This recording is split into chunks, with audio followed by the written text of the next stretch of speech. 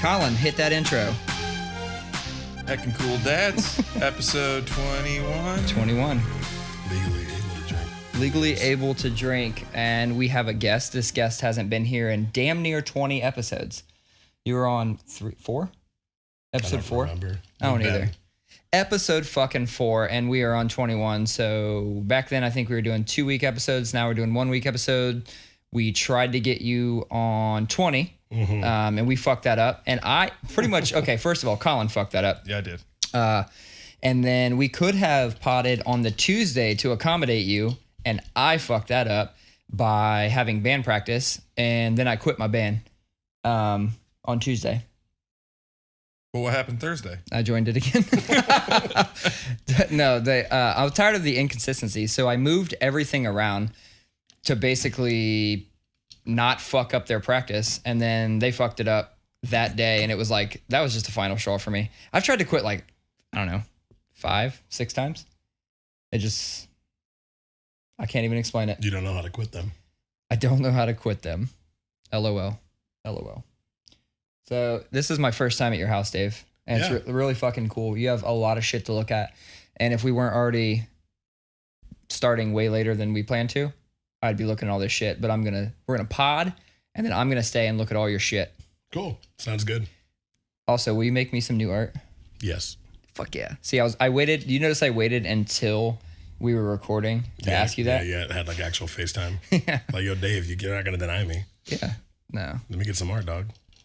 What's up, Collin? Been under the hood of my Jeep all afternoon. That's very manly. On Friday morning, and so my Jeep's been overheating lately. Friday morning, I take Rowan to school at 7 a.m.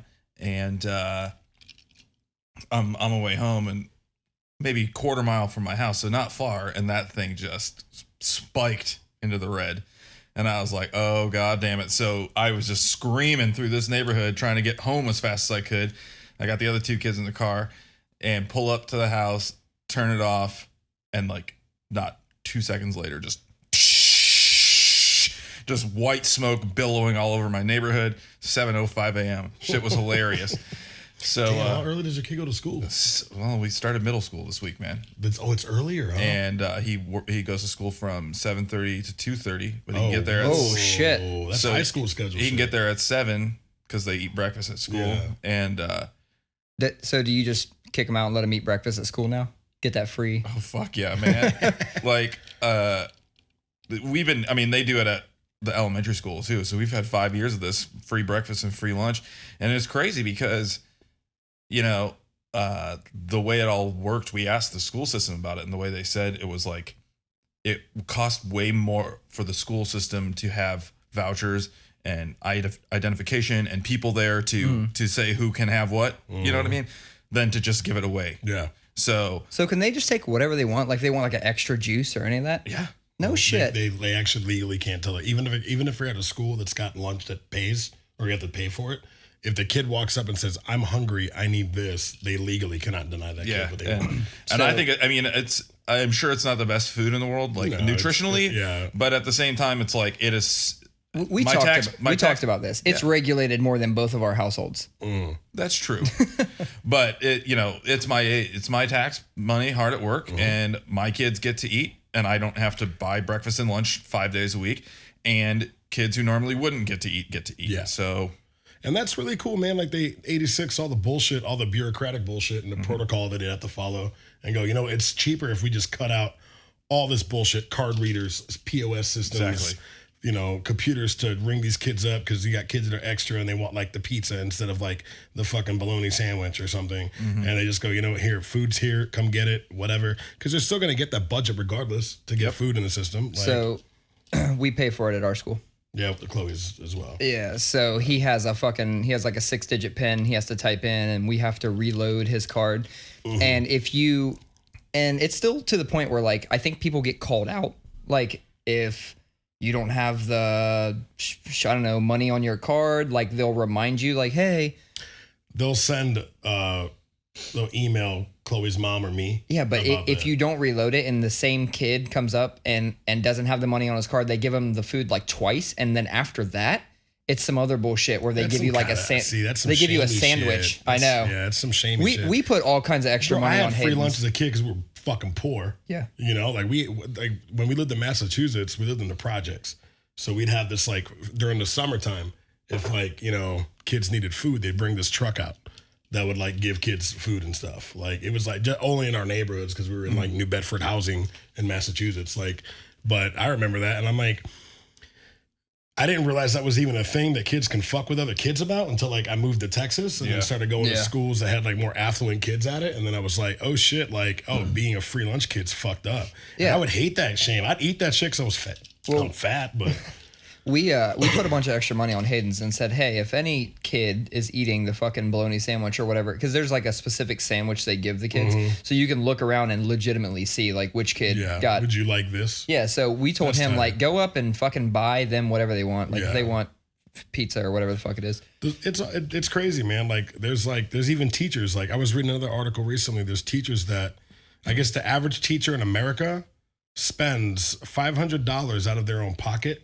to make their rooms look cooler every year. Yeah. Like, or every semester, like after winter break, they do it again. So they drop like $1,000 a year to make their classes look cool. Like the school does not funnel into that. But yo, if you live in one of those like hoity-toity ass neighborhoods that got like a district with excellent funding that like whatever fucking, you know, rich dickwad senator fucking like, you know, throws fucking loot that way. They're, you know, they have that fucking budget, you know what I mean? Yeah. They're writing off these like fucking extravagant fucking bonuses for like administration, but these teachers are busting ass trying to get this shit together. And it is crazy. The one thing, you know, I like sit here and talk about how sweet it is that Columbus City Schools gives free lunch and breakfast to kids, but then it's also like we got to spend like $60-$75 a kid on things like Kleenex and Clorox wipes and like shit that they all have to bring into like the pot. The teacher can't fucking wing it. Yeah, for their and the school system doesn't fucking budget for that shit. And I think that's so. It's the future that liberals want. If you haven't noticed, like Collin always leans in real close, and like that's when he starts to either get political or says, "Meet me in the DMs." No, at our school for fisticuffs.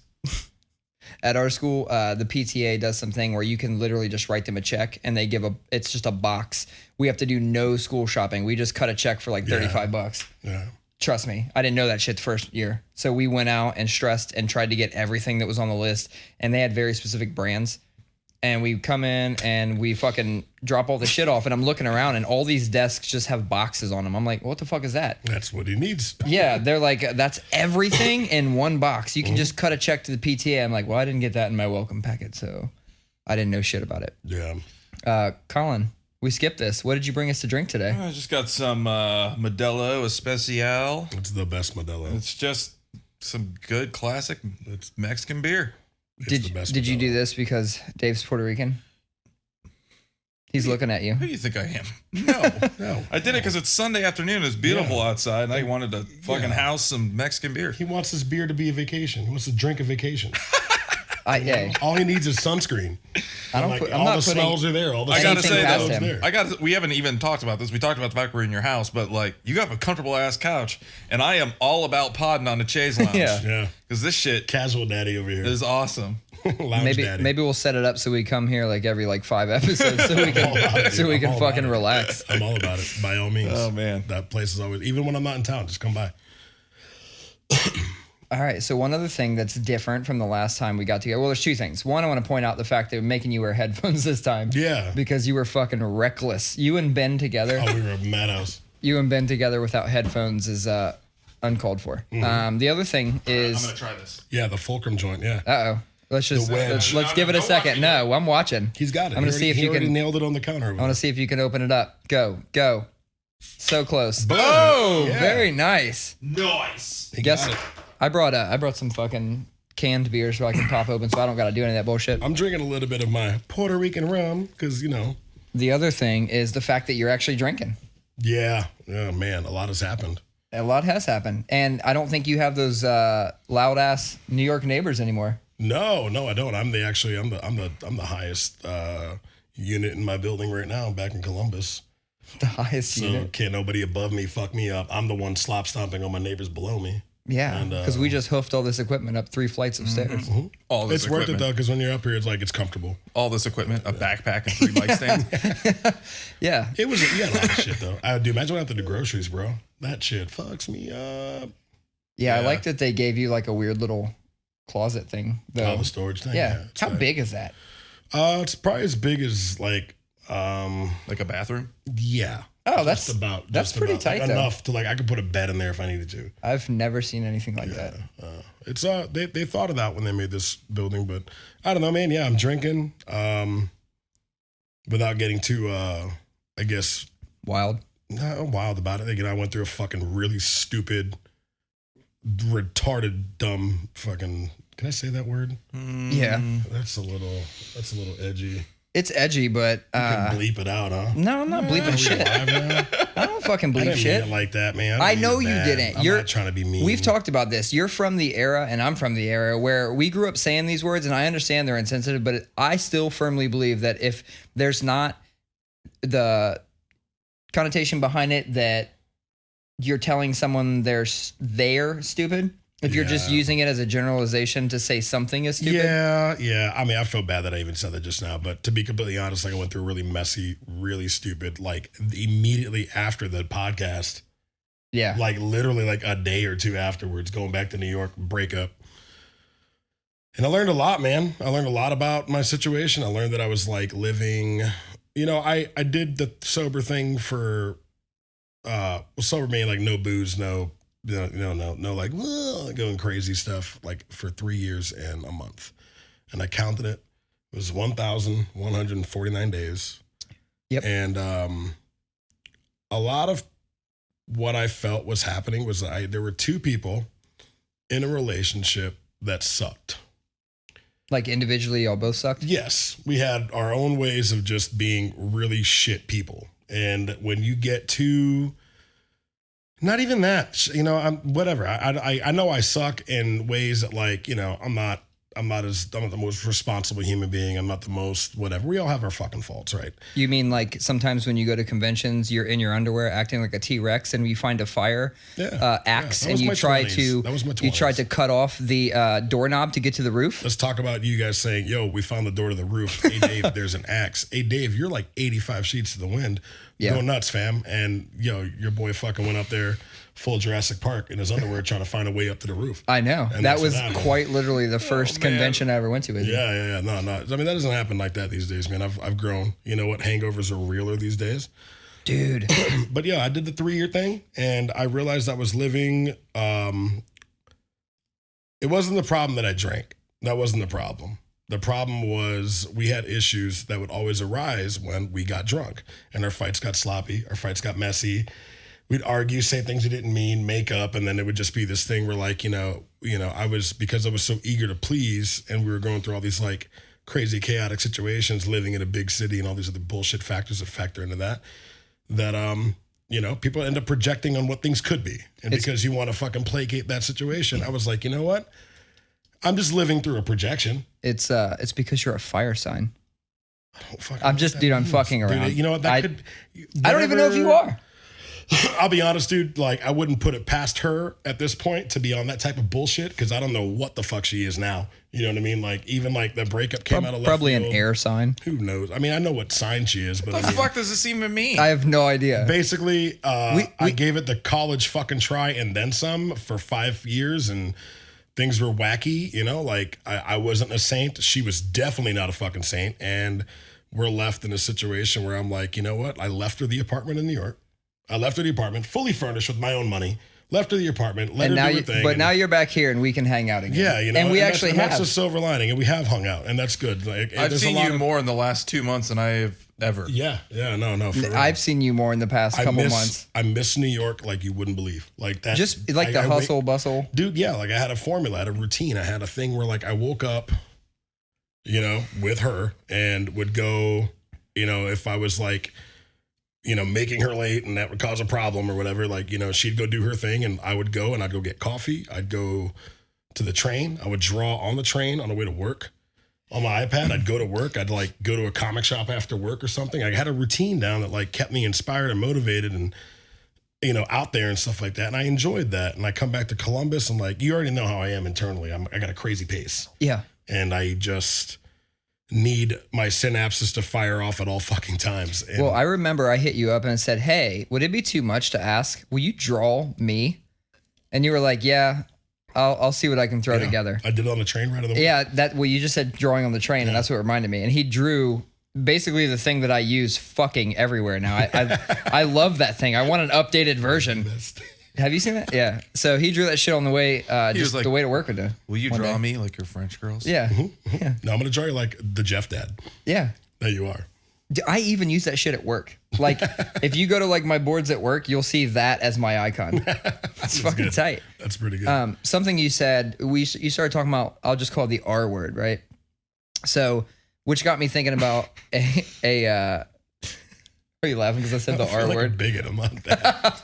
No, I don't want to say it again if it's going to be controversial. But you got me thinking, like, there's so many words, like, not even necessarily like that, but I'll give you an example, like things that I can't believe haven't been canceled yet.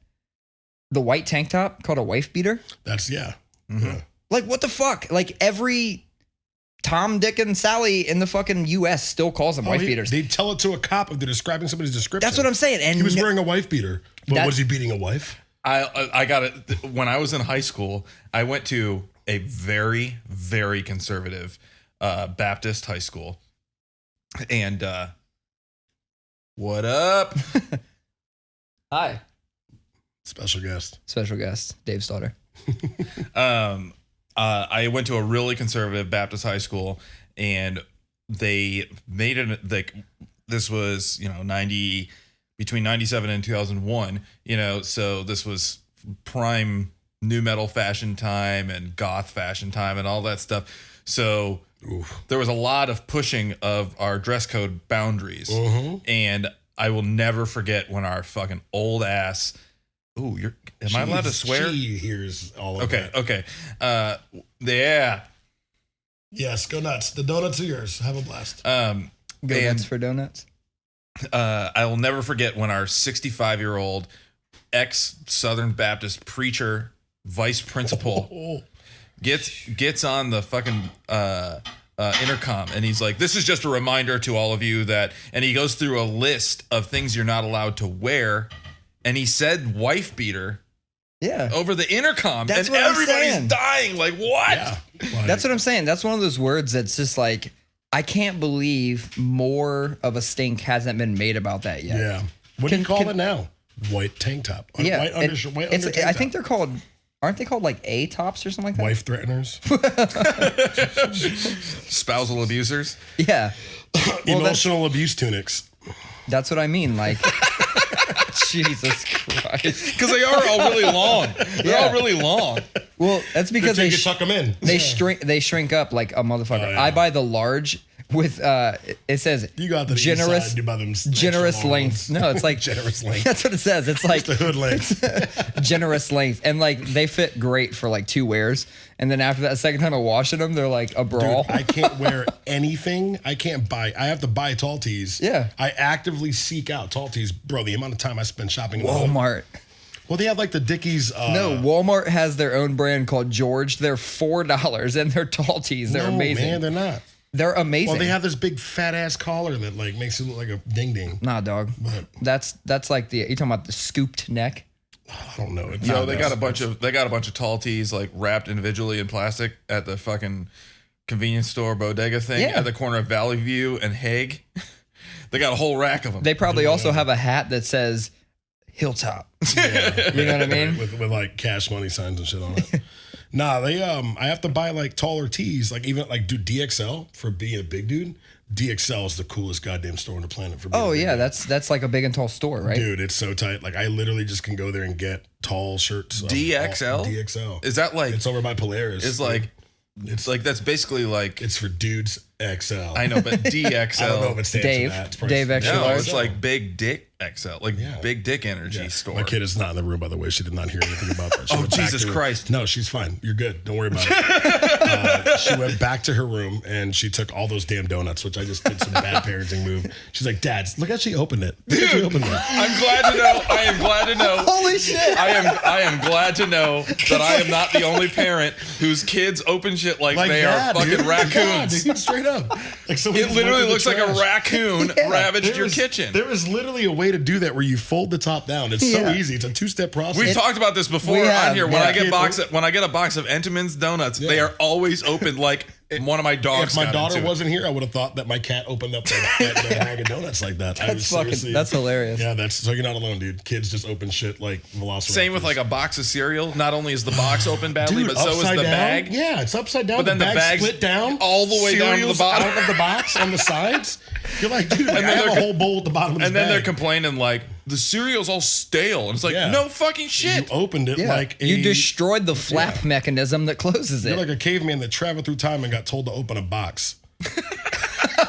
Like that's what it happens, dude. That's what happens. Or they don't have opposable thumbs anymore, so they use your teeth and their forefingers. I don't know. Little raptor claws. I don't know what the hell's going on. Evolution's my tight. My kid surprises me with like she can tell me how to build like an entire village in her little Roblox game, but my kid cannot open a bag of donuts. Glad to know I'm not the only I wish one. I could just like force bring that to my hand and show people like, dude, this is What donut. I'm gonna get it. I'm gonna get it for the end of this, and I'm just gonna put it on This is fucking how Chloe Instagram. opened up the donut. Yeah, I'm gonna take a picture so that once this episode drops, I can put it on the Yo. fucking the story or I love something. her with all my heart, man, but my kid ain't got no grace. My kid's the most least graceful human being on the planet. Colin and I talked about this. I'm Same. pretty sure like episode 1 or 2 was like we immediately went into this about how our kids are 25 or 50% kids where you give them like 3 instructions and they'll do 1, maybe 1. Yeah, It happened again today to Hayden. I said, hey, come down, take the dogs out, and then feed them. And then he comes down, he starts running back upstairs. I'm like, did you do Just all told me the, to come down, man. did you do all the things I asked? He was like, I took Ollie out. I'm like, what about our other dog? We have a second fucking dog. He's like, and he was like, oh, I didn't know they both need to go out. I'm like, yes, they both need to got go out. plumbing that needs to be evacuated. I was like, did you feed him? He was like, no. I'm like, what the fuck? Like 33% kid today. You're more like Colin's kids. You said it. I said 50% kid. You said 50%. My kids are more like 30% kids. You're right. So I was only quoting you. I know, but you cut deep there really quickly. No, I You're like Colin's kids. I showed so we started middle school last week. Oh my god! And the years that you learn all the bad shit and the worst shit. It's also funny too because like he's a summer birthday, like on the younger end, so like all the other kids like a foot taller than him. Shit's hilarious. That was me. And, I mean, it was All me you have to too. do is fail 7th grade. It'll be fine. That's what I did. Anyways, Catch right up. the good idea factory over here. But he, so now he's home an hour before the other kids. So not only it's a bunch of new things, like he's taking the bus home, and like that's the first time he's ever rode the bus and all that stuff. But then I gave him a key. We gave him a key. Did you have to do that right in front of the microphone? Yeah. Yeah. Just how it worked out. And we gave him a key because there's a 45-minute gap between when he gets home and when Sierra gets home. Yeah. And that's cool. He's 11. We've left him home for a couple hours When I before. was 11, yeah, my parents, they trusted me with a lot. 11. Yeah. Hayden When I comes was- home. We have a 20 or 30-minute gap for Hayden right now, but Yeah. we didn't give him a key. But He's got the code to the garage. see, we're not that technologically advanced. So I was like, we did a few practice runs because it's not the hardest lock, or it's not the easiest lock in the world to unlock. So we did a few practice runs of it and all the things like that, like you pull it towards yourself and you turn it this way and all this. And he did it, nailed it 5-6 times, And then we got the Nest Cam, So I'm watching him. I've seen you trip on that Nest Cam. Go on. I'm watching him 2 days, Thursday and Friday, 2 days in a row. Just so happened to be days that Sierra was home already. And I'm glad because I watched that fucker struggle so bad until she had to come open it for him. And I'm like, no, okay, this What happened weekend with all these dry runs with your dad, kid? we're walking through it again. Actually, on Friday, I could see it on the camera. Sierra was like, nope, get out here right now. I'm watching you do it. Nope, pull it towards you. Oh, yeah. Yeah. So This may or may not be a bad parenting tip, but like my dad who was, I love my father, but his parenting was fucking questionable. Like, but the amount, it was borderline abusive. But I will say this. My dad, if I needed to figure, and that's probably why I'm so like I'm not detail oriented for everything else per se, but like the way I need shit to operate, it needs to operate like my way or the fucking highway. And that's not always a good thing. And I've learned to compromise as an adult over the years. I know not everybody does things my way. I totally get it. Yada, yada, yada, whatever. But when it comes down to like, well, my dad was trying to teach me something that like was important, like, letting yourself in safely into the house with the key after school. If I wasn't figuring it out, this dude would put me in a fight or flight response where it was like, you got a dude outside who's got a knife. And I'm trying to mimic my dad right now because my dad was like, God, he was just so bad about trying to teach me lessons about shit. Because like if I didn't get it down through osmosis, because he would only tell me 30% of the fucking directions, and the rest are just like up the chance. Yep, you're dead by now. Yeah. He would be like, if you got there's a guy in the driveway and he's got a knife and he wants to come up and fucking cut you open. Like he'd get to like the dynamics. Like he had no problem illustrating like the death maneuver that would happen. It's like like you'd be disemboweled on the fucking front door. And I'm like, all right, yeah. So what happens? So what I'm saying is I don't have to worry about this key anymore, right? Right. Yeah, I'm just gonna die because I'm not gonna get it. He's like, no, you got to let yourself in an ample amount of time, and if you don't, you're dead. And then I'm at work and I come home and my dead kid's on the door, and I'm like, he might take my body somewhere. I don't know, but like I'm worried about that semantic bullshit. It's and like but my dad would definitely induce panic. I'm like, shit, my dad's fucking right. So there were days where I'd come home, I'd be like, fuck. Oh man, yeah, nobody killing me, bitch.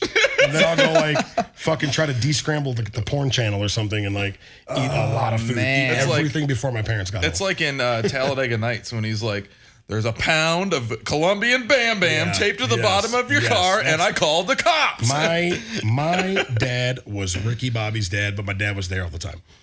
My dad would like legit just like put me in situations where he's like, if I got into a fight at school, like, you better win. And if you don't, or if you win, I don't care, I'm gonna whoop your ass. And like, it was shit like that. Like, or I fucking found his Playboys in 3rd grade, and my kid's going to 3rd grade. And I was just realizing like, that's when like the full blown shitheadedness started to start with me. Cause I was drawing the shit kids told me to draw. And I thought I would entertain the class by drawing a full-on angel sex scene in the clouds. Oh, hell yeah. Landscape, not portrait, on like manila construction paper that's like 11 by 17. And I drew these angels going to fucking town. I drew two angel dudes high-fiving, just like admiring each other's fucking god rods and shit. God rod. Like, oh my God. Yeah, it was crazy, man. Like, and I didn't know what a condom looked like. I only saw the wrappers of them at the convenience store in our little bum ass neighborhood. And I just remember a condom is a C and it's in a square package. So I just drew a square with a C. And then like, I didn't know how they went on. Like, I just knew that like they unraveled or some shit. So I just kept them in the package. And like, my teacher was like, what are all these falling down from the sky? I was like, it was condoms. I like that what? in 3rd grade you had a concept of safe sex. Yeah, but I mean, I was watching a lot of MTV and like the big AIDS scare was happening. Mm-hmm. So everybody's like, yo, don't go chase some waterfalls, put a fucking rubber on your dick. But the safest way they could say that on MTV, and I was like 3rd grade in 93. So it was like, yo, fuck, this is crazy. I should like, yo, man, yeah, I better wear a condom. I'm like, you're fucking 10, dude. What are you talking about? Like, or 9, I was 9. So I'm drawing this crazy sex scene because I saw my dad's Playboys. And they always had a little cartoon editorial in the fucking beginning. And dude, I was like, I can do this shit. I can do this shit for a career. Well, so, did you get in trouble for that? Hell fucking yeah. I got kicked out of school for the week, bro. This shit happened on Wednesday. I didn't go back to school till that following Monday. Because this kid, I forgot this kid's name. Yeah, I don't remember his name. His name was Ashley. This kid, Ashley. It doesn't matter. I don't know many Ashleys that are boys. That I'm not trying to. It was actually a guy's name first. I found that out last night. Word? Well, you know what? Yeah. Well, Ashley, he fucking took the thing off my table and went and showed Miss. What was her name? Was it Guidry? Was it Miss Guidry? The name doesn't matter. It doesn't fucking matter. But she had the weirdest, like Doug Funny ass extra in a cartoon haircut. She had a scab on her leg that like was there forever or some shit, and she fucking like had to show everybody all the time. That's a scab from forever ago. And I'm like, what the fuck? Dude, Anywho, weirdest teacher. You just described like the weirdest Yeah, but teacher. she turned into a full on like these people thought I legit went and like fucking like killed cats and dumped them at the door of every church in North Houston. This reminds me of it reminds me of fucking Super Bad, where he like gets in trouble for the dick I treasure related chest. to that shit so much. I was like, did I tell somebody this somewhere and like this became the story? Because like this was legit what happened. I swear to God, my parents can recall this. Literally, I didn't even get in trouble when I went home, and the teacher got really upset. They thought that like my parents are gonna flex, and like my dad was like, you drew what? And then like it was like the last year my parents were like still like kind of quasi trying to work it out. So my parents were both in the same house. And my mom was like, oh, whatever, the drawing looks good. She's always been like supportive of my unicorn art bullshit. But she goes, how'd you learn what these look like? And I was like, I was snitched on my dad. I was like, yo, his Playboy is the cartoon section. They're like in 3 pages in, you can see it. It's like in the editorials, where there's a lot of words and no titties. And it's just like, and I was just trying to mimic him. Like, yo, I drew like, my nipples had like form to them and stuff. Like the areola was like recessed a little bit. Like, dude, I was like hitting like little light source lines, like doing illustrator I didn't know what the fuck I was doing. It was like, that's how a titty looks. And I'm just like drawing them all like just stupid, dude. And the wieners were dumb. They did things. They just That left, right, up, down, A, B, select, start. Great. It was like a fucking silly straw. Like I drew them like silly straws. It was like that old Windows 95 screensaver with the pipes. The pipes. Yeah, dude. Yeah. Pipe dicks. Dude. So yeah, no, I didn't get in trouble at all. At all. And my dad was like, oh, I guess I gotta hide my magazines better. And that was it. And then I got busted in 5th grade Xeroxing Beavis and Butthead comic strips I made. I used to draw lowrider cars, and I drew like the same lowrider car all the time. It was like a fucking magazine. That's quite literally how I learned to draw them. That was them. the jam in Texas back in and the day. I used to draw this fucking blazer, like with ground effects and like 5 stars and shit. Wheels slanted in. Oh yeah, and I always would draw the antenna was always one of those ones that came up and went like left, right, like squiggled. And everybody had that one kid, and that would get me mad because I would stress how to draw really good. Like in school, and like there was always that one kid that nobody knew about, and he could just nail those lowrider drawings. That was it. It was just me. I could do that and Ninja Turtles. That is all I had in my whole fucking. Oh, and I was drawing like graffiti and shit like that because my brother was drawing it, and so I was copying what he was drawing. I learned how to draw what he called bubble letters. Oh yeah. Yeah, which later just turned into be like basically throw ups, but. But yeah, I would draw that shit real early on, way before I got into graffiti, and it was like I already had like a quick little jump start, and then I just a throw up. Throw up is I'm completely unfamiliar with graffiti culture. I will. There's a hierarchy of what can go over what, and nobody follows those rules anymore. Nobody does. Nobody follows those rules. But there was a hierarchy. Over a tag, you'll get shot now. It's stupid. Graffiti's really dumb right now.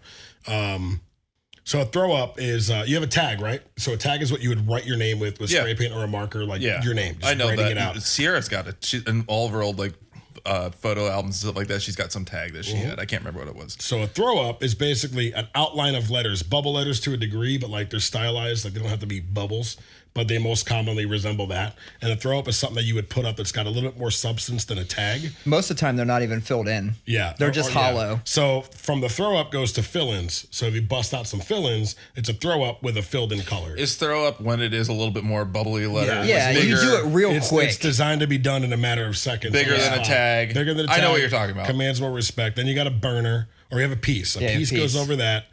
Short for masterpiece. Yeah, boom. And then you have a burner. A burner is basically just crush the entire spot. You leave nothing like hanging out. So the way the old graffiti hierarchy rules worked was a tag gets gone over by a throw up gets gone over by a fill-in or a piece, then a piece or a fill-in or a throw up or whatever. All below that gets gone over with a burner. Yeah. The thing is though, nobody had ever adhered to those rules because here's the thing: you're doing your fucking graffiti at 3, 4, 5 a.m. Ain't nobody there to fucking police your ethics. Like, sorry, sir, that was a tag that you went over with your piece. And that's how beef started. That's how beef started. So what would happen is, ain't nobody there to defend it. So then it becomes this huge telephone game by whoever can just come up with a narrative that everybody can settle on. And then it's all out war against the guy that went over that shit. And I've paid that price over some bullshit. And I've doled out punishment over the same bullshit. But I knew what I was getting into. Yeah. And third grade is around the fifth grade is when I got into graffiti real hardcore, courtesy of my cousin who passed away from Boston. I think I got in around like 7th or 8th is when I first started really going for it. 1996 was for me. That was my year. And I told you this before, but without naming names, a friend from my neighborhood was starting to write around the same time. Mm-hmm. And I was just like, I'm about to start. There's only a few of you guys, right? Oh, there was, yeah. So I started. There's a pun in there. Totally a pun. But I'm about to flip it real quick. So I started seeing these names around. It was like, the big pilot markers, like writing on stop signs. And so then I just started like going over them and shit. That's a way to get there real quick. I know. Dude. And I was like, I'm gonna start some beef in my own neighborhood. And did you watch Style Wars before this at all? No, not before this. Oh my god, not before this. This shit is so wild. Yeah, it's so wild to me because long story short, it turned out to be my really fucking good friend, and we were like, we've been battling back and forth for like 2 months, just going. And this is pre like internet and shit like that. I mean, we had the internet, but it was like we just go to Art Crimes. You remember that site? Susan. From Art Crimes. Yeah. We used to just go to Art Crimes. That was the only place that we could like go and see shit. And then we were just going over each other and then ran into each other. On the internet. Was it really? It's the oldest running to this day graffiti website on the internet. Yeah, that's tight. I used to love that. Susan from Art Crimes, man. The only place you were able to get Montana or Belton that wasn't in a store, and those were like the high-end European spray paints, was you had to buy them from her on there. You had to either send in a money order, or you had to. PayPal was like in its infancy, like at the time that I discovered this, and I don't even think I definitely don't have access to that. But you would wait like 3 months because it's like you can't fly with the paint. It was only readily available in Europe, and there were 2 stores in New York that did sell it at the time in the 90s. Soho Zat, which is gone now, and Scrapyard, which I think is what that became, or was in the same area. But that's another graffiti store. It still exists to this day in New York City. And that's the only places you can get the German style of spray paint. And we'd wait, and bro, we would get the hottest, dumbest colors, because like we needed those to be like our 3Ds or our outlines to make the things pop out. The shield. We would use mad, like neutral, weird, stupid colors to write our dumbass names out. And yeah, bro, we would hold on to those cans forever. Like I would let like a can of lime green, like super opaque lime green with the same tip, because I was afraid I would clog it if I took it off the can. And I would like keep it there and be like, yo, like that's going to be the outer outline. Y'all call them shields and force fields out here. Yeah. In Texas, we call them I got shield from Coup. Oh, yeah. I got shield from Coup. Because like anytime that you would. Some Voldemort this shit. Is so fascinating. Anytime you would paint. Yeah. At the end, crazy, dude. Anytime you'd paint at the end, he'd just give it to you. He would just hand you the thing like, this is our shield. And I'm like, because you'd go up and you'd do like the same colors. He had the Midwest vernacular. Yeah. He's like Voldemort. You're going for it again. Yeah, he's got it. I'm calling it out. And he's got it. He's got it. You got it. I heard it pop. I know, but it wasn't as smooth. It only comes in time. I used to do it with my teeth. That's my shit's all jacked up. Ugh. Fuck that shit. I was doing other things too back then. I have a quick story. Graffiti related? No, completely not graffiti related. I'm going to get us off graffiti. Unless you got some graffiti shit you want to talk about? I mean, I've been doing a lot more of it. Dude, I saw the fucking mural you did the other day. For Hard Knocks? Yeah. Dude, I love that thing. That was fun, man. I'm glad I got to do that for a good friend, I haven't seen you. You don't do like a lot of letters anymore. Did you watch that video on how I flex those letters out? Just yeah. Like, that's what I love that shit. That's why Mies gives me shit. Every time we're at a wall, he's like, don't be a pussy, do some letters. I'm like, yeah. And then he starts gassing me up to people. He's like, dude, yo, you think I got letters, man? Go talk to Dave. Dave's got letters. I'm like, dude, why you put me in a spot like that, man? Because like I don't want to write my letters. Now I gotta have some letters. Now I gotta do some motherfucking letters, dude. Okay, so let me talk about that wall real quick. So I saw it. It was a dope ass time lapse. It's like the first thing I've ever actually watched on Instagram TV. Yeah, I had to put it up there because it was too long. Yeah, it was long as fuck. Yeah.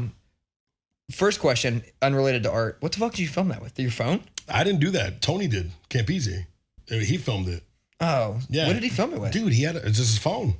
He has it with he has like the newest iPhone. Yeah, but it's on the tripod. But yo, those are like super HD. Like no, it looks great. It wasn't that. It's the fact that like what I've learned from trying to film this fucking podcast is there's a file thing where at 2 gigs you start a new file. That's the way all shit works. But you lose like 5 seconds in between. That's why I was curious. He was doing in segments. Oh, I didn't know that. Hey, you know what? Hey, Chloe, what's up? Hey, great job at using a whole big dish for some donuts. Also, I really admire how you open that bag. It kind of looks like you open the bag with a ninja sword. Can you bring me that bag? Bring me that bag real quick. Bring me the bag. I'm going to teach you something real quick, kiddo. Here. real quick. Check it out. Chloe, I love you. You're my queen, you're my queen in training. You're my little princess. But check it out. Future reference. When you get a bag, you open it from the middle and you do that. But and then that fucker folds back down. I said fucker. I said it twice. She hears me say all sorts of things, and occasionally she likes to repeat it. So yeah, when you do that, they have these little things that you can fold it and close it down. So you just fold it down like this. What are you whispering about? Because it's crazy. I love you so much. I'm teaching everybody how to do that, you included. So the lesson's meta. So there's more than just one. Look at that. Kablamo. Go put it back up there, sweetie. I love you so much. You just ruined what I did. The second thing I'm gonna get us right back on track. Yeah, seriously. The second thing was, did you like sketch that out, or did you just walk up and freehand everything? So what we were originally going to do to that building, we were going to paint the whole wall up to the top of it. And then Tony went to go price out the skyjacks, or not skyjacks, but like the hydraulic lifts. There's some that plug into like an electrical outlet. And it's for like small stuff that can go up to like, I think 25 feet. It's super safe. There's no crowbar-y bullshit thing. It's just like a little like spring lift type thing that goes up and down. You can rent them, but it was like $350 a day. He's like, we're not doing that. I was like, dude, it's fine. Let's just go like, 12, 13 feet up high.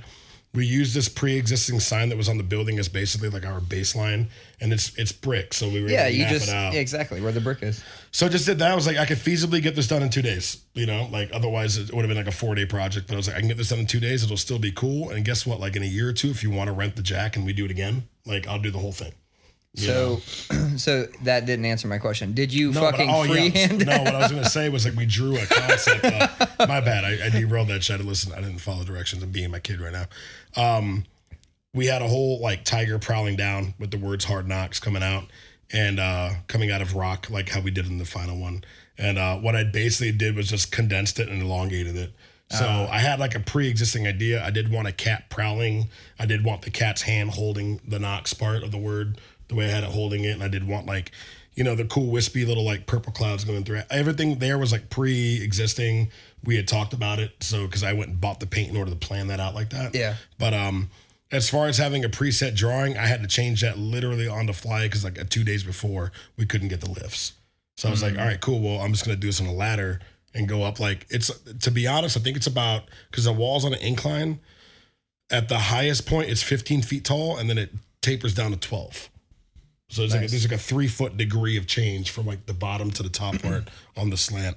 Yeah. But I made it work, man. It was cool. It used to take me forever to draw letters. That's why I was like, did you just fucking like free foam? Now, when I would do my old words on pieces, I would never bring sketches. I would just go, what's my spot? That to that. And I would just make it work. I would sketch a lighter color and just go over that. And that's a big part of why I think I thrive better at freehanding tattoos. Yeah. Because of that same like on the spot, like that type of like pressure of having to perform on the spot with no bullshit involved, like do this or else. Like that pressure I've learned to like find comfort in, and I thrive in that. Like that's the healthiest end of the spectrum of me thriving under pressure. That is where I procrastinate and I ruin everything. The same convention we were talking about earlier where you had the fucking fire axe trying to cut the doorknob off. That was the Tyrannosaurus Flex. Exactly. You were tattooing me that Friday of the convention. You were like, hey, I'm going to tattoo you today. I said, sure. Mm-hmm. So I sit down, we start my leg. My very first tattoo of the day award. Yeah. Ever. Beat Josh Payne. Started a rivalry. And that started this stupid. I wouldn't even call it a friendship, man, because it's just so dumb. No, but you sat down and you said, oh, fuck, I need a pen. I was like, a pen? Like, for what? And you were like, I'm about to draw this tattoo. I was like, you didn't draw this yet? You're like, no, I'm going to draw it on you.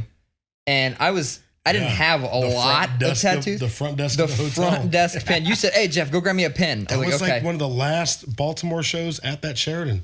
Was it? Yeah, then he moved to the convention center afterwards. Which tattoo is it? It's The this new new A A on the side here. So he draws this fucking thing with an ink pen. It's just an outline. It's sketchy as fuck. And I look at it and go, how confident are you that you know where you're going with this? Because I don't even see anything. You're like, I got this shit. It's fine. And I was like, all right, good enough for me. So he starts tattooing. He puts the lines in. I look down. I'm like, damn, this motherfucker really did just find some lines out of all that shit and just draw it. Mm-hmm. And then the shadow, or not shadow, but the like black goes in, all the shading, Mm-hmm. and then the color. And then, I could barely walk because that was like my first 5 or 6 hour tattoo. Yeah. It was fucking rough. Yeah. It was rough. I was Dude, walking I'll be around the goddamn, this whole guy fucking way. Enters this shit in the tattoo of the day. They're doing it in the stairwell. All the way in the back. Dude, that was the start to a lot of fucking trophies. It was the start to a long fucking night because I ruined the sheets that day. Because when I slept on them with a brand new tattoo, it was just fucking. Glad that you clarified that. That was a fun show, man. Yeah, I mean, I didn't shit in the sheets, Colin. I was this close to shitting on something. I was a full-blown underwear T-Rex, dude. Dude, it was bad. And here's the thing. If these guys, Colin, just to paint the picture for you, these guys want to play it out like Dave was so crazy. These guys egged this shit on. I don't doubt it in the least. I'm the one that Kyle? goes, by the way, Dave, there was an axe up there. Yeah. Dave looks at me and goes, So what? Kyle gave me I the said, yeah, there was safe an info. axe. He's like, there's a door to the roof, but it's closed. And then Jeff chimes in, I shouldn't be telling you this shit. He literally Yeah. says it. I shouldn't be telling you this shit. There's an axe up there. And I'm like, dude, what the fuck? Kyle just face palms. He's like, God damn it. Literally. Like, why'd you tell him? I'm like, dude, I couldn't help Remember myself. that one couple that was fucking in the hallway on the floor? No. That was that weekend too. On our way to the hotel room, this dude just says, fuck it, full slop. Just starts fucking his girlfriend in the front of the hotel room. I was only assuming it was his girlfriend. They were very passionately interlocked. It wasn't a one-night stand like, don't touch me, I don't know you, but here's my genitals. It was their souls were entwined. Yeah, there was like some Their souls were entwined. I literally may have seen like a back of the head cup, like, I love you this much. Here's the thing. I'm gonna cradle your head. You just slow deep. blew past it. Slow deep. You just blew past it. But your description was awesome. You said, I don't know you that well, but here's my genitals. Yeah. That's how it is. You know that's how it is. People trip out like, I'm a germaphobe, and then you're just a hoe. Like, they're like, oh, I don't want to touch your poopy hands. Dog, do you know who you fucked last Thursday? You don't even know. You don't even know this motherfucker's name. How you turn the condom off halfway through? I don't care. Fucking wreck my pussy. You know what I mean? Like, people are fucking crazy, dude. It's so funny hearing you guys talk about this stuff, but talking about doing graffiti and shit when you were like, you got another. Hey, bye. Do you need something? What is that? I thought she was rocking like a Fortnite dance or something in the back. What do you need? You can say it. You can use your words.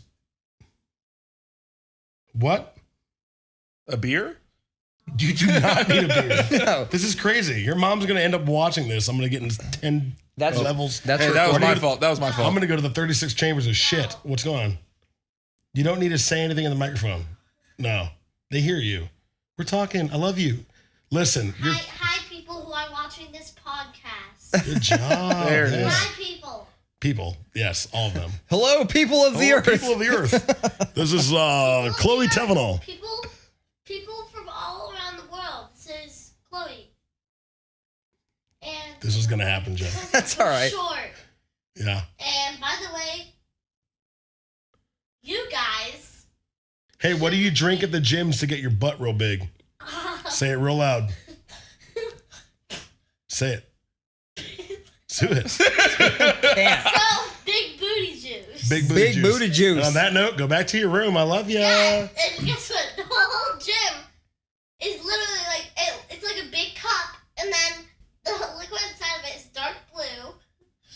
So everybody goes to the gym. Straw. This is what you think happens. Yeah, you go to the You're gym. confusing a really big booty juice smoothie. Straw. Then people climb up the cup. Can I blow your mind real quick? What? They actually don't drink big booty juice. They use a squat rack. Yep. Yeah, but they climb up that cup, Up the cup. get the ginormous straw. She thinks it's like a big cup-shaped gym. The straw. Like you show up to the gym. It's like that donut spot in California everybody goes to. Like, this is a big donut. And they got donuts there. Voodoo donuts? Yeah, or something. I don't know. It's like, all right, Chloe, thank you for your insightful. And then they grab the giant straw. And then they drink it.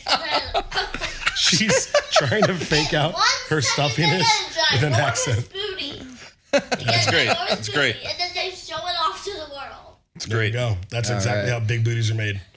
You are. Everybody, tell me. Everybody, tell me if you use big booty juice. Tell me if you found the recipe. Leave a comment below. Hello. Get out of here. Bye. You violated your privileges. You want your phone in the toilet or you want it in your hands? In my hands. Go to your room. I love you. See you later. If you're getting a snack, get a snack. Do your thing. We're People doing it. of the earth. Stop. I told you to stop and you're breaking the laws. Dad's laws. What? Go get a snack or go back to your room and play Roblox. Okay, bye. She's been in there rehearsing. Yeah, that she shit. has. She's been talking to her cousin on FaceTime playing Roblox. Does she watch like YouTube gamers and stuff? Yes, dude. Because she's like, if this is what happens, let me know. And one of you guys said, drop a comment below. Like that's what I expected. Pound that subscribe Smash that like button. Yeah. Smash that bell. Punch it with your whole life. Chloe, if that door is open, I'm going to karate you in the face. Just kidding. Except for the karate Call the and cops. the face part. She's calling the cops. button. Call child services. Dad's going to karate me right now. No, but what I was saying is, it's wild. You're like, wow, it's 13, 14, and going out 3 a.m, tagging and shit. My parents were fucking terrible, dude. And it's just, but it's not that. It's not that. It's, my parents weren't the best either, but I was just I was a little saint. And to think that there was kids on the street when I was 13, man, I was sitting in my room with a drum machine making Prodigy beats. I was probably in Columbus chat looking for some hoes. Oh, yeah. Oh, you got that 500 free hours on that disc? Oh, yeah. You get a disc, set up a new account, make a new screen name. Going to Blockbusters. I was like 40 different shades of fucking. They always had them in the things. the checkout lines at Kroger and stuff like that too. What was your first screen name? Did we talk about this? We tried, but I'm pretty sure that I did not tell you it because I tried to hide it from the world. I remember mine. What was it? Oh, dude. I'm going to get real old on that shit. The first one that I had for AOL, because my dad was always like, AOL's too expensive. We're going to go with these other cheaper providers. Net Zero? Like Net Zero, which is like free, then turned to $4. My dad had a fucking conniption about $4 goddamn. My dad's the type of dude, like when he goes to a store, like if like, I had asked him this like recently. I was like, yo, man, like you bitch a lot about pricing and like costs of things and shit. I was like, yo, like, do you ever go to a store and like it just goes exactly as you planned? You know what I mean? Like you can't even go buy a gallon of milk without it being like this thing. He's like, and then I like in his old age, man, it just goes, these stories drag on. He's like, I was just going to go to try to buy a bottle of it. You want $2.39 for a gallon of milk. What the fuck is that? I'm like, dude, you can't be. God, I can't wait to be that guy. No, I don't want to be that. My dad's the Puerto Rican version of Gran Torino, dude. He's the Puerto Rican version of Clint Eastwood in Gran Torino. Fucking hella right, like, but he's a fucking dark ass Puerto Rican dude, and he's legit telling the kids to get the fuck off his lawn and threatening neighbors and shit. Anywho. This motherfucker would flip out on like the internet shit. So like I had to wait till like I was able to like get a little 15-year-old job to like get my own AOL account. So what was your screen name? I Deem Perfection. It was from a Glassjaw song on Kiss Kiss Bang Bang. And it wasn't I forgot which one it was. But it was hold on. If it was Glassjaw 2000, I saw them in 2000 with Deftones. But I had my first one in like 95. Yeah, I mean, we didn't have the internet for late. We didn't get a personal see, computer here's the in our thing. house I didn't until either. 99, dude. So my dude that passed away when I was 18, I'd go to his dad's house with him, and they had AOL, and he had his own. I always go to my friend's house. And I had a screen name that he allowed me to make on his. That was my first fucking screen name. So I remember my first 3. The first one. And this is, if I already didn't tell you this, Collin, this may come as a surprise to you. SK, the number 8, and R, CLOWN, Skater Clown. And that was legitimately for skating, skateboarding, and ICP. That's like a fucking Amazing. sequel to fucking Killer Clowns from Outer Space. Clowns at your skate park on boots. Skater Clown. On a roller Amazing. Amazing, right? So my second one, this is when like cliques and punt groups were big. Me, Andrew, Joe, and Kyle had white trash. WYTTRASH. I was 13. Kyle was 14. You guys would run those pump bots and shit? Yeah. Yo, they would Joe ban was every 3. fucking account that would do that. Well, they wouldn't ban us because I was dope. And there was another crew in town that was like way better than us. And it like at one point they like targeted us. And every time we'd What were sign you guys online, writing like fucking like basic fucking dots, like punt scripts and no, shit? we would use punters. Like we would use the little punter programs, Apps and shit. Yeah. And get your computer all fucked up with No, my viruses. shit was fine. My computer was fine. I had a buddy who was into that shit that I went to high school with, Rick. Warres. Huh? The shit was called Warres. I don't know why. Well, It was like WAREZ. My buddy Rick was into that. He was a coder. He knew how to do visual. No, that's basic. wares, dude. Wares. That's Like wares. software. Software. Ripped I just software. realized what he was trying to say. That's wares, dude. Juarez. That That's is. like, that's like me. Jesus That is. Christ. The last time I looked at that, olives are just God. pickled grapes, bro. It's no big deal. that's like when we had Jordan on and he kept saying we kept talking about essential oils and he kept saying chamomile. And I said, and the whole time I'm like, what the Chamomile? fuck? Yes, the whole time I'm like, what the Chamomile? fuck is chamomile? And then Oh, my finally I God. said chamomile. This motherfucker never got told how to say chamomile. No, he was fucking doing it on purpose. And then he Oh, goes, goddamn, And then dude. I said chamomile, and he goes, yeah, dude, that's what I said, chamomile. And I was like, oh my god, I lost it because he had been pronouncing it wrong the whole I'm gonna time. order some guacamole. Yeah. So funny. And then my third screen name, I just because it's queued up in my head, XX setback XX. That is when I met you. Yeah, I'm pretty sure. I'm pretty sure because that Damn, was y'all see this connection that just went down? yeah. That was the one. That was the one. You had me at ASL. Because that was probably around the time when Sierra had X fled the scene X. Oh man, God, you guys were just so fucking angsty. yeah. All these exes. I never didn't X know any the- fucking. Yeah. I didn't know I've the never did X's. either. I didn't know the X's were like a thing, and it took They just somebody. look tight with a Yeah, they just scene. look tight. I was like, this is tight. You're like, Put some bound X's by Earth before and after. Crisis X. And I even did like capital, lowercase, capital I had S, straight edge friends in setback. high school, which I was really weird. I even got down to Texas like that. But then again, you think about Minor Threat and shit and fucking Ian and Fugazi. But and when all that stuff. it was right around the time when I was getting like when everybody was doing the X's thing was when I was getting into the hardcore scene and I had straight edge friends. yeah. So I knew it was not okay to do that if you weren't straight edge. I didn't know that. Same. I learned that in high school too, man. A few of my buddies in high school was straight edge, and like I had to learn what that was. But like that was like I graduated in 02, so I was in high school from 98 to 2002. I learned about straight edge shit like 98, 99, because it was my straight edge friends who took me to go see the Glassjaw with the Deftones in Houston. And I learned about a lot of the edge stuff then, because one of my buddies had an older brother that was a skinhead, like not like a racist one, like a sharp spirited 69 skinhead. So I learned a lot about that shit, and that was like the second coming of straight edge, dude. Because like it popped off real hardcore in the 80s and like early 90s, and like you had Minor Threat and like fucking other bands coming up with that, and then like a lot of the Lower East Side New York crews were getting straight edge kids involved and shit, and like that was at the second coming of edge, and has not stopped since, which is kind of tight because it's been 20 years of that. I'm good for you if you can do that. I can't. Life is tight. So is booze.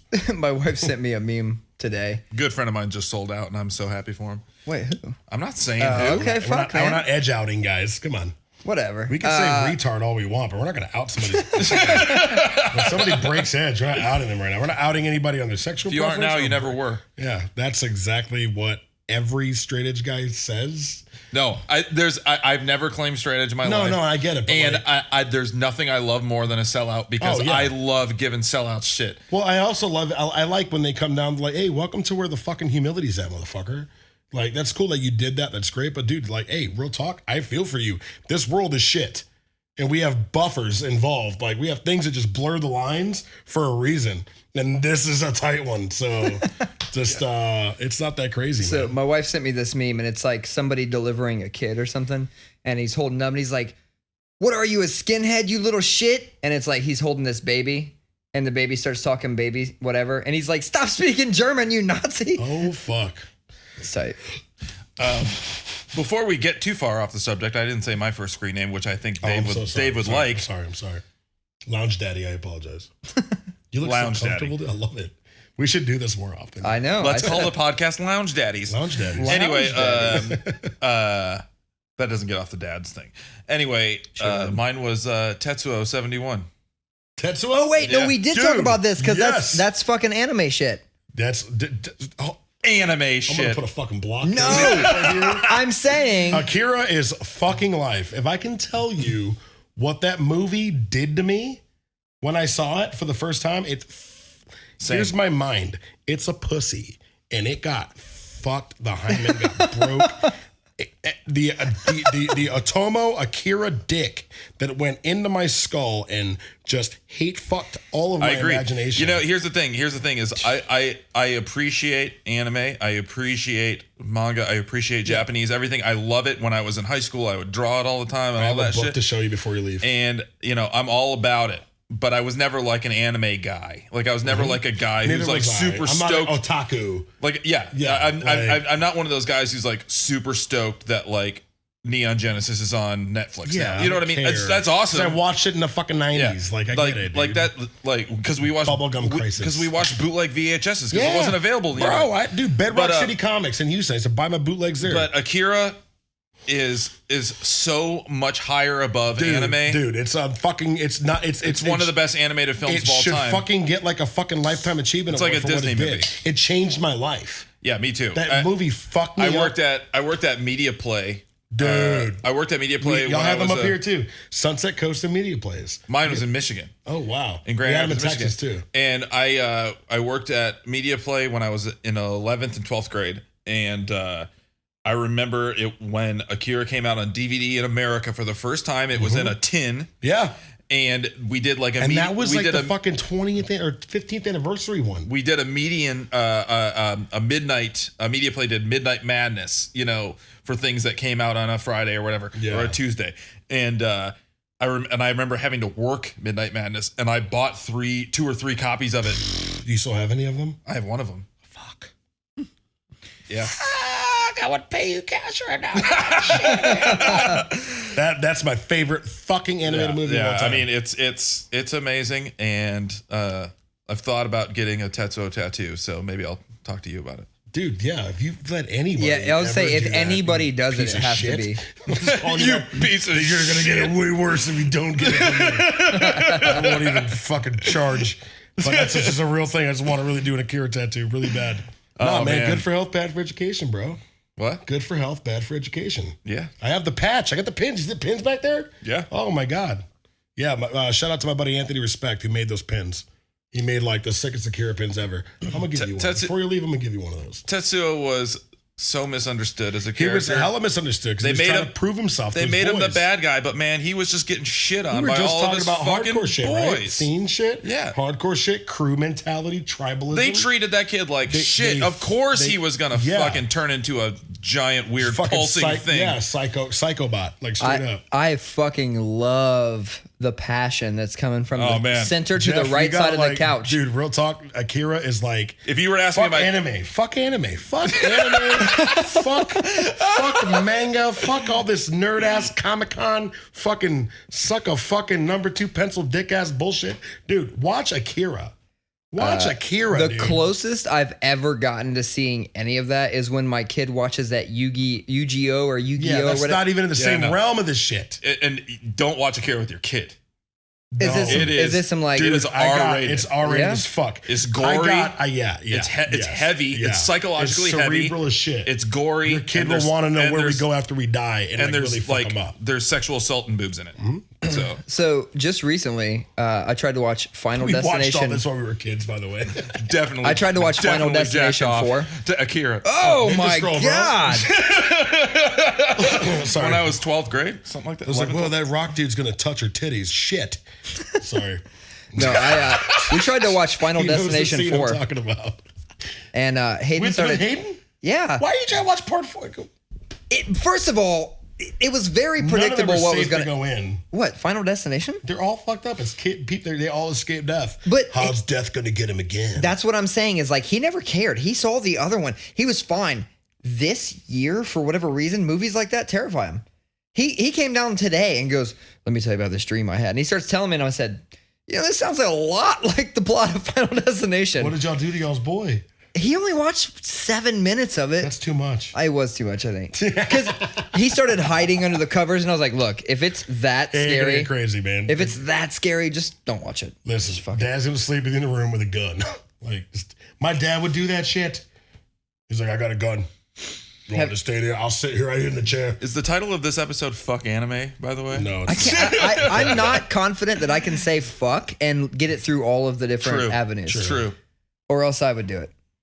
Anime can eat my ass. No, anime's tight, dude. Like, it's just like you got these people that are like full on otaku. No, like, I'm about it. I'm about anime. Like Beatrice is really getting into the style. She started drawing. Because she can draw, and she started. You're talking about kawaii. Kawaii cute. Kawaii. Yeah. I always say that. I'll be like, oh, it's so kawaii. Yeah, she loves that shit.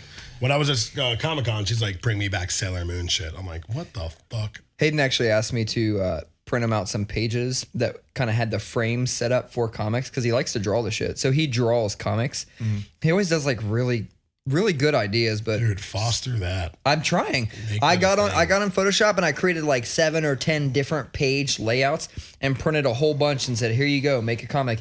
And he made a few.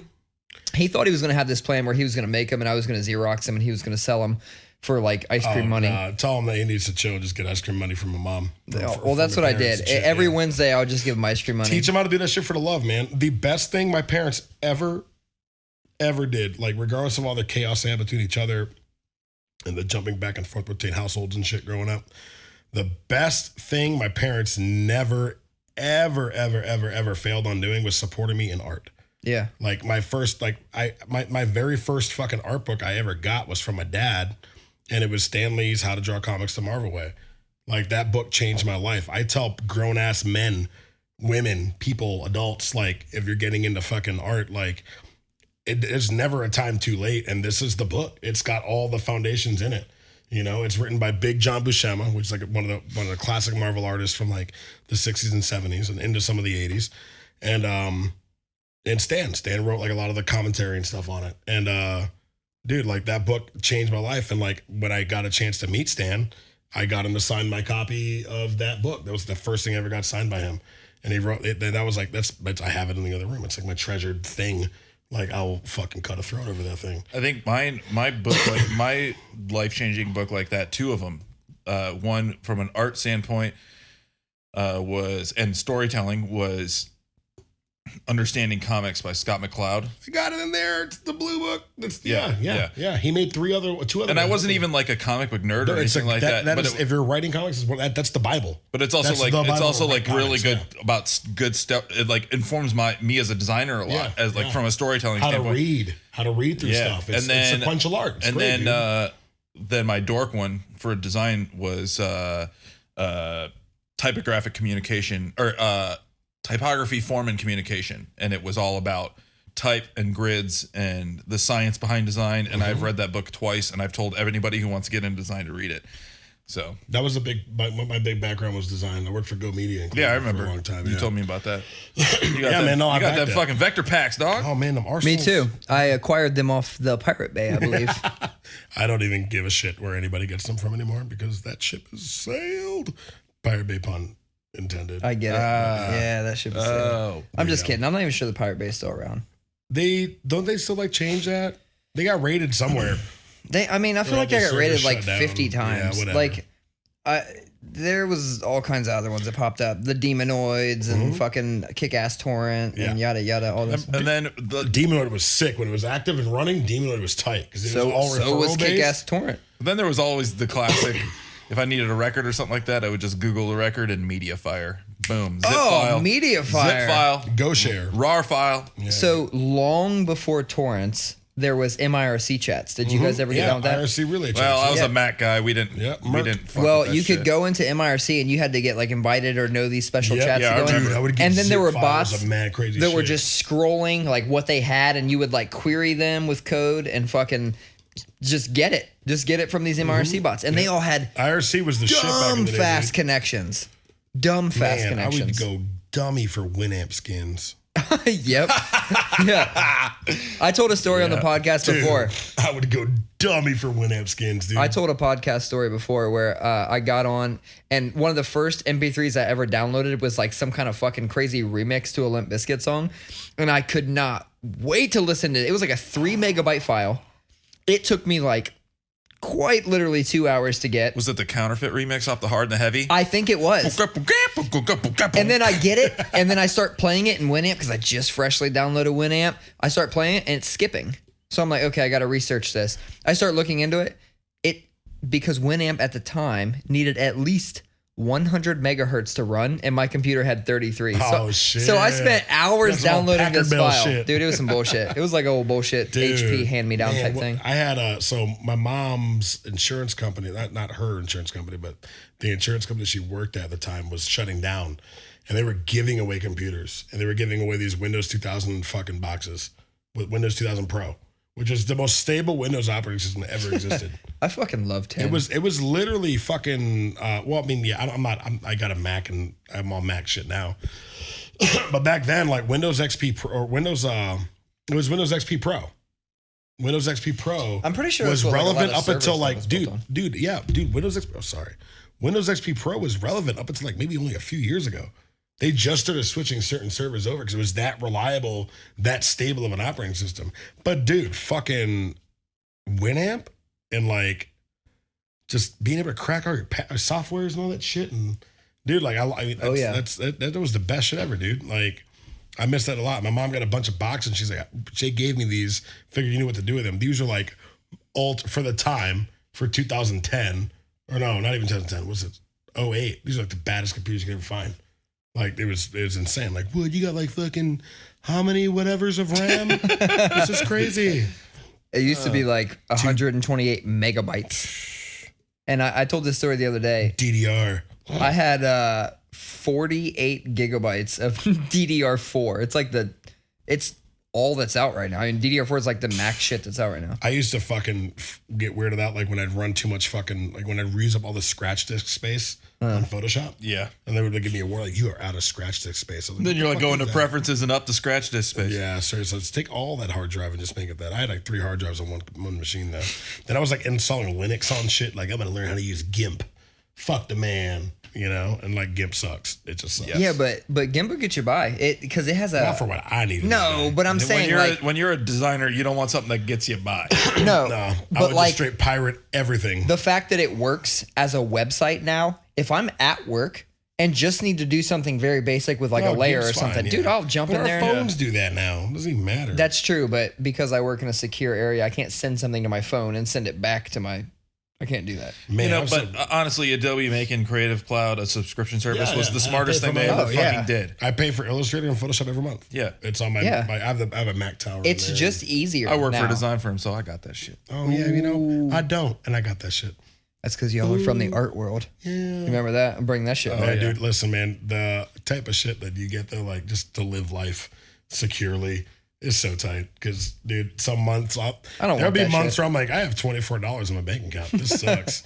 And then like in 2 days, I'm like, I have $2,400. Yeah. And then that'll double, and then I'm back to like, oh, you have $2, Dave. This is sick. But I pay my rent, so it doesn't fucking matter. But So I'm gonna bring up a couple things because we are at a little over an hour. ooh, So I'm gonna bring up a couple things that I had kind of queued up. I'll give you the first. We're gonna do trivial things that bother us. So think of something if you haven't already. I'll quickly tell a story though. So I shaved my head. Clearly, if you're looking at this on YouTube, the you can bald see. eagle, bro. Yeah. I Oh, need you a talking about that Carrie or not Carrie? Fucking Kelly got for me. Yeah. Yeah. I need one. Super tight. I don't always use it. Kelly got you that, Severson? Yeah, he got What me a that. fucking gentleman. He got me that as Love like you, a Kelly. wedding gift because he came to the fucking wedding. Yeah, I remember. I was there. I was No shit. I was a groomsman. Yeah. So I was shaving my head, And like I bust it down with a Mach 3 when I'm in a hurry. I just bust it down real quick. You can do it to that point now? Dog. I can do it. I shaved it twice before and it scares me, dude. Dude, I can do it. I don't even have to look anymore. I just fucking do it and I touch and I feel and I'm like, I can do it like 4 minutes. Just bust it off there. Fuck. So I need to be that efficient. So anyway, I'm sitting there. Have that problem. You will. A beautiful. I was sitting there and I was like right around my ear. I felt something. I go like this. It was like a fucking 3-inch hair. I don't know how many times I must have missed this fucking that was your hair. one dragon whisker. Dog. It was right by my ear to where like the motherfucking wisdom follicle. It was a curb feeler. It was like a curb feeler on the old Cadillac. What the fuck is this? It was You're so looking at it long from right here. I was like, there's no way. I thought it was a beard hair that was tickling my ear. That was your I'm wisdom like pushing whisker, it. dude. I'm pushing it, and then I go, "What the fuck is this?" And I hold it out, and it's like out here. Do you feel dumber when you pull it out? No, fuck that thing. I busted that thing off there and couldn't believe somebody hadn't told me that. I know you shave your head sometimes. I thought you shaved it more than that. I mean, Only twice? in a year. I mean, I've done it a few times, but no, I don't like. You just fucking hit it with a razor, like I want to get like one of those things. Norelcos, the 3 little jet things. Just hit that real quick. That's kind of what the fucking bald eagle is. I need to It's just get one of one, those, man. but it. Does it work in the shower? You told me. Yeah, this. it's We talked about- waterproof. It's an old episode shit. It's old episode. It's a shit. waterproof joint. We'll talk about it later. I'll yeah, I gotta get that. And another thing I want to talk about, and this is because it came up at work, along the same lines as the wife beater thing, but like clean words that sound dirty. And I know I need that to replenish my drink, but you guys get into yours because I have a couple.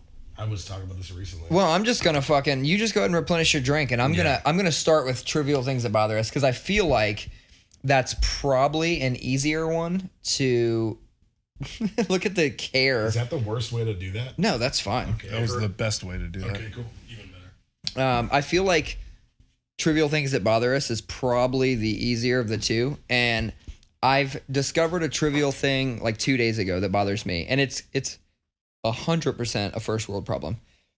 So I go to Micro Center and I buy all that shit I said on the last episode. The fuck is he doing? I get the hard drive and I get the RAM and all that shit. Well, I can't help but buy flash drives because when I'm in the front and they're, I'm checking out, I look over and I see 128 gigabyte flash drive. Yeah, for $11.99. I was like, I'm not even sure why I need that, but gonna go ahead and pick one of those up. I get it. I take it home. I decide, you know what I'm doing with this? I'm gonna load up a whole bunch of old fucking music. I loaded up like old Taking Back Sunday, old Fall Out Boy, just Silverstein, like all kinds of old scene shit. And I plug it in because my car accepts a USB drive, and I can play music, right? That's how I always do it. Every time I get in my car, it starts over at track 1. I don't know what the fuck the difference is between this flash drive and every other flash drive I've ever owned, but it's like it doesn't have memory or a battery or something. It does not save the fucking space. You just shifted from trivial things to first fucking world problems. It's a first world problem, but it's a very trivial thing. Like, I shouldn't be complaining the fact that I've got 128 gigabytes of music at my fucking disposal, but when you have a whole flash drive full of music and it starts over at the first band that starts with an A, it's every fucking time, and I just want to listen to something that's like right in the middle. It's a very trivial thing. I get it, but it's enough that I'm about to take that fucking flash drive out, put my other one back in, because I'm tired of getting in my car and it has started over at track 1. Or you could just listen to the radio. Nobody does that. I do sometimes. No, you don't. You don't even have a radio. When I'm driving the other vehicle, we've had this conversation. It doesn't matter. I don't even acknowledge that you have another vehicle. I acknowledge you have one car and its stereo is gone. That's okay, fine. Trivial thing for me. When you click unsubscribe from an email and you get an email that says thanks for we've unsubscribed you. No. Why does that bother you? I literally clicked a link because I don't want emails from you anymore. But don't you want the record? Then you immediately follow it up by sending me an email? No, send me to a site that says you've been unsubscribed. All right. Don't send me an email immediately after I said I don't want your fucking emails. Let me tell you why. Oh, I only disagree with you for one reason. Because if you unsubscribe for something and they continue to contact you, you can actually get money from them. I'm dead serious. Man, you're a fucking hustler. I know. Like, there isn't something that I feel like you can't get money from. I'm going to tell you all the things you can get money from. It's like they have no business contact. You've said, you have record of that. So when I get the email, I love that because that is my piece of record that shows I truly fucking unsubscribed. Now, let me catch you in my motherfucking inbox next month and see if I don't rage on you. I do the same thing. So I have an Android phone. My phone records all conversations that come in that are not numbers in my phone. It's set to ignore contacts and only record unknown numbers. Come on, Dave. You got to do it like fucking Catherine Zeta-Jones in Entrapment when she goes under the red lights and shit. Yeah. Wow, that was a deep reference. Yeah. But you guys both got it. I know. Huh? Yeah, she was going through that whole. She was in a cat burglar shit in the beginning. Yeah. Fine as fuck. Dude, her booty. Bro, booty was so nice. I had a big ass crush on her. I halfway switched to T-Mobile just because she was a spokeslady. How do you halfway switch? Like you bought the phone and never activated it? No, I just thought about it really hard. And by hard, I mean naughty shit. Anyways. Yeah, so I mean, that's the whole thing is I like when I get a piece of record that shows me I unsubscribe for something because leave it to me, I'm gonna get something from you. If you send me some more bullshit the next month, I got record. I'm saying harassment. Mm-hmm. That's what's up. You got a trivial thing that bothers you? Call out some just trivial bullshit that bothers you. Street art.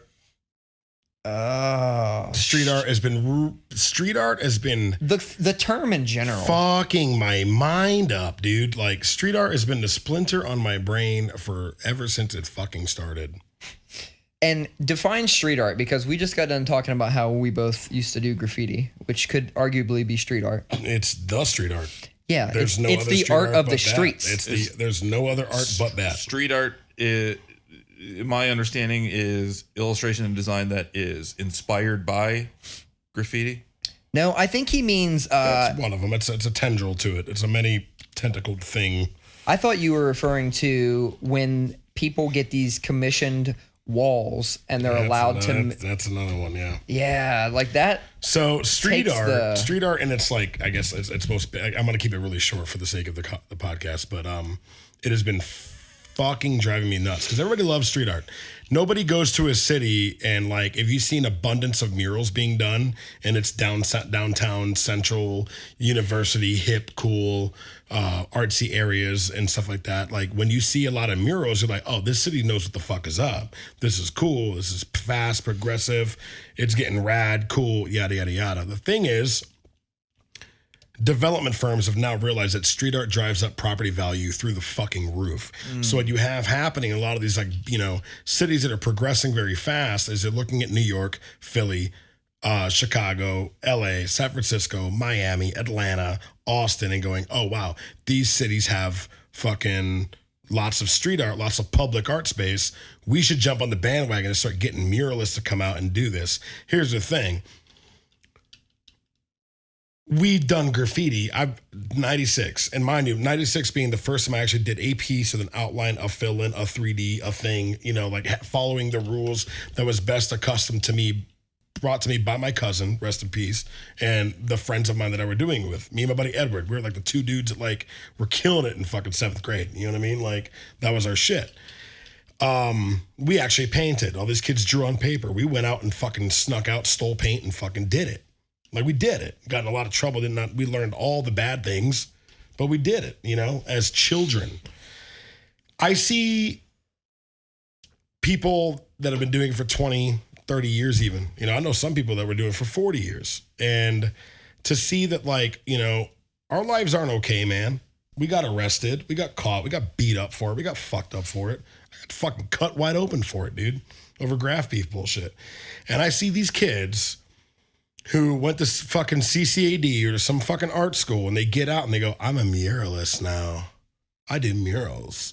I'm a muralist. So you're saying it's the gentrification it's of the fucking graffiti. It's exactly. And so what's happening is like you got these people, we made graffiti fucking cool for the basic ass motherfuckers because some of us didn't just settle on doing trains, walls, throw ups, towers, overpasses.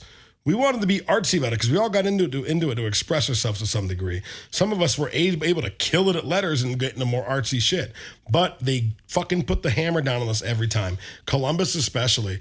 Our walls used to get taken away because we didn't have signing permits, dude. Our legal walls were getting taken away in the early 2000s. When I first moved up here, I was getting legal walls for everybody.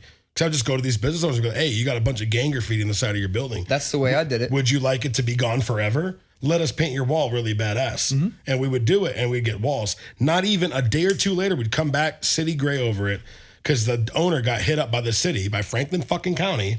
And they go, you don't have a signing permit for this ad that you put on the side of your building. Right. And they would take our walls away. And now, there's all these walls, all these projects for street art. We want street art, public art, street art. Take that fucking mess of shit that you fucking think this is. Shove it up your fucking ass. Oh, we had here, dude. I don't know if you caught this one, but just a couple episodes ago, we actually had Clint Davison on.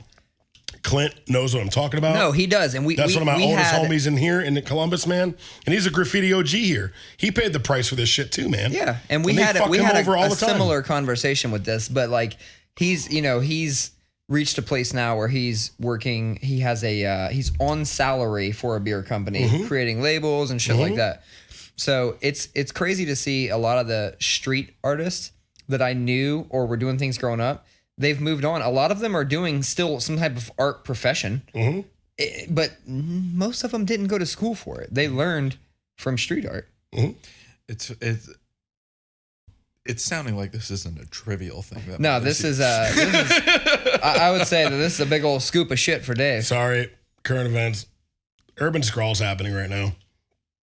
Well, no shit. And I put up a story yesterday that Urban Scrawl should be called People in Public Painting on Wood. Because it's not urban about it. Nothing urban about it. Ooh, shots fired. I don't give a fuck. You know what? Want to hear shots fired? I got put on a mural committee by a really stupid person. She knows who she is.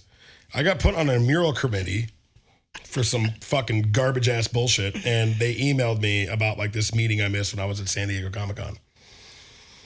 And I read over the highlights of our meeting. You're going to get asked about gentrification. It's going to be really weird. So just here's some ways to combat that. When somebody asks you, are you gentrifying our neighborhood on your next art project? And I was like reading this shit and it's all written by this person who's like an assistant to like the dude that's like throwing a lot of fucking money around in Columbus for developmental shit. Sure. And like paying street artists from out of town who got nothing to fucking do with the Columbus landscape when there's a ton of talent here to paint these big fucking murals and shit. And I wrote a very strongly worded letter to 32 people. 10 of them are millionaires in Columbus that are developmental people. This is the direct emails. I won't air them out because I don't want to get this podcast fucked with for libel or some slander shit. I told these people to go fuck themselves. I told them 100% go get fucked. You guys are sitting here gaining from our our hard work and like, only 2 or 3 people, which is Clint and like the Lookout Supply guys and myself included, are like actual graffiti guys that did the work in the 90s and early 2000s, got arrested, got caught, got our lives fucking halfway ruined and like have like irreparable fucking shit that we probably need therapy for because we got involved in the graffiti scene. And you guys are sitting there telling us how you're going to fucking like play it proper with some money on this fucking bullshit, and you're not even going to include people who like should be on your talent spectrum but aren't. You guys are so fucking disconnected with what's going on. I told them you're disconnected. You're full of shit. Fuck you guys. We don't need a mural committee in Columbus. You don't need a committee to do murals here. It doesn't fucking matter. And here's the thing: even if they pay the artist, you know who's making the fucking money? The artist's need for paint, the time it takes, because they're in Columbus, so they're undervaluing themselves anyway. Who's the guy that painted the Facebook office? Huh? Who's the guy that painted? David Cho. Yeah, and then he got... he was smart. He got offered stock. shares. Yeah. And or he was in 2 things. We'll pay you $50,000 or take the shares of stock. Yeah, that's not how these executives think, though. No, they don't. They look at you as a vendor. David Cho was in Silicon Valley. That's where that helped him out. He's a fucking Bay Area to LA artist. These fuckers here in the city look at you as a vendor. You are a fucking carny. You're a contractor that they're going to pay $2,000 to. That's it. They don't want to pay the money. They say, they go, oh, that's really cute that you do that. That's crazy. And like literally, what baffles my fucking mind is like, I had to leave this fucking city to go get it. Where I would like, Marvel picked me up in fucking New York. They didn't pick me up in Columbus. You know, they didn't pick me up here. Yeah. They picked me up out there. They picked me up doing that. Like, that's like, Columbus here, like I've tried, like, and now that I'm living here obviously more often and shit, I'm going to make a huge dent in this art scene because of that. And it may Can seem, I help? Absolutely. I don't even know how I'll help, but Just can I help? whatever. Yeah, I'm all about it. But like, Jeff's you over don't, there. Jeff's you over don't there. need a committee for Where's the public dollar art. signs here? I'm all about making dents. Where's the dollar signs here? So if they're going to sit here and do a public art committee, right? A public art committee for what murals go up in Columbus. What the fuck does that do? Like, are you asking the fucking public if they want that shit in their neighborhood that's getting gentrified and they're getting pushed out of? Like, I don't think I need a picture of Cobra, the artist, who's spanning they brought this guy out to paint a self-portrait, like however many stories tall. And it's the stupidest shit. It's just like, it's like the biggest, like, from what I heard, the guy was unhappy the entire time he painted it. And he was just like, he's from Brazil. They pay me to do this and I'm just doing it, like fucking whatever. I'm like, dude, like, I don't know what to say, man. Like, I see that and I was like, Columbus has this fucking ass backwards thing that Cleveland and Cincinnati get better than they do. Like, Cleveland, I never got my walls taken away. Cincinnati has tons of fucking open walls for graffiti guys to go paint. That's a difference. Columbus has this like, how do we do it to where like mom and dad's investment in their kids' tuition feels secure? And then we can also do this to where like all of our people in our city can appreciate it safely. There's nothing fucking safe about street art or public art. There's nothing fucking safe about the public or the streets. There's a provocativeness to it. You guys want to distill it. You want to water it down. You want to fucking make it dumb. It's whack. Don't do that. You don't need a committee for it. Go to a fucking building. If you privately own the motherfucker, paint it whatever goddamn color you want. Can you tell us how you really feel? Most aggressive, trivial thing that bothered someone ever. It bothers me every fucking day. Yeah, but we just got a couple more minutes here, and then we're gonna wrap up. So, I think it would be funny to do the gross and sexual sounding words. oh no, I just said Just railing them off. no. I said yeah. So I only have a couple queued up, but it was clean words that sound dirty. And this got brought on because somebody was like, "Oh, remember that place, Fuddruckers?" And it reminded me that is like, for some reason as a kid, I would hear that word and I immediately thought I was cussing. Yeah, immediately thought I was cussing. Yeah. So then I was like, oh man, what other words are clean but sound dirty? And then I only came up with pussy willow. Dude, Fuddruckers, it feels like you need consent to even go there. That's what I'm saying. Like, Can I Fuddrucker? yeah. Can you guys think of any? Fuddrucker. Oh my god. Can you guys think of any words that are clean but sound like they should be dirty? I have a problem with the word moist. It's a common A thing. lot of people have a problem with moist. I don't. I also feel like got it's a great description for something that's not quite wet. I got a problem with the word pouch. Ooh, why?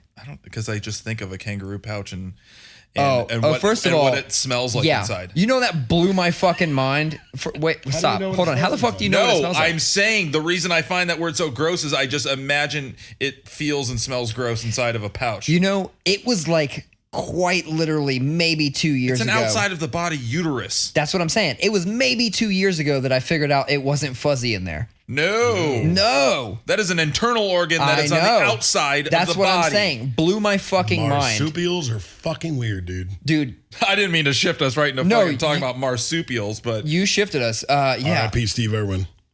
What the fuck, man? He's from Australia. Stingy boys. Stingy boys. No, so are you guys telling me that neither one of you have any... Delicious.